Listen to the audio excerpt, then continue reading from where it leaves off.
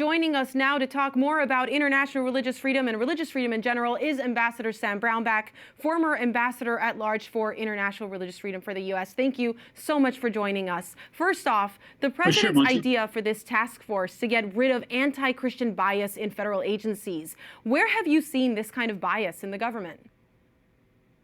Unfortunately, you see it in a number of places. One of the things that he signed really even today on this women's sports issue, this has a lot of religious overtones to it.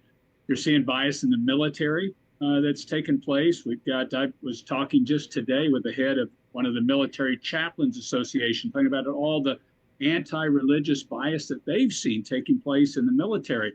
So really, you're seeing it in a number of places. I'm excited that the president has put these commissions together because this will give some places to get some air and information out there so that people can make their own decisions about it. But frankly, I've run into quite a few of these situations that I've seen where you have this bias against people of faith.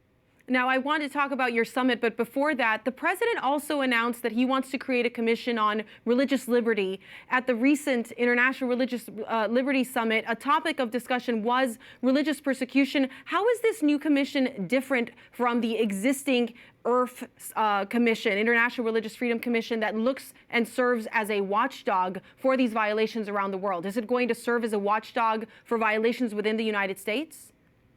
That's my understanding of it, actually, that it will focus on the U.S. The International Religious Freedom Office just focuses overseas. There's one country in the world it doesn't study, and that's the United States. This commission, as I understand, is going to focus much more on the United States, not even exclusively. I haven't seen any details. I was there at the announcement that he was making the National Prayer Breakfast. But my understanding is going to focus on the bias and the difficulties taking place in the United States. Now let's talk about your IRF summit. What did it mean to have Vice President J.D. Vance there? It really elevated the issue.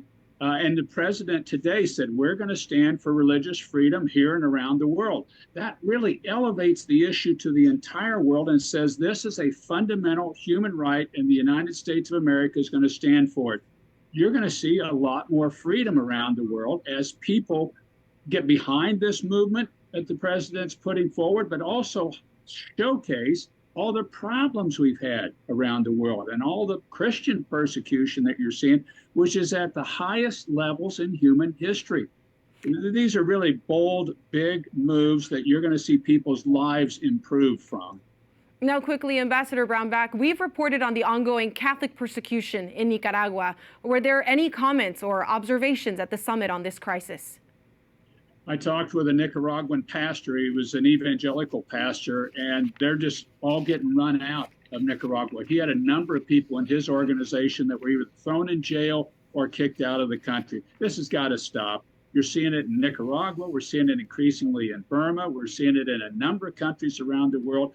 And this is something that again, has to be elevated. But then we've got to get behind it and put sanctions on places and put some real teeth into this for there to be really real reaction from Nicaragua or Burma or other places like that around the world.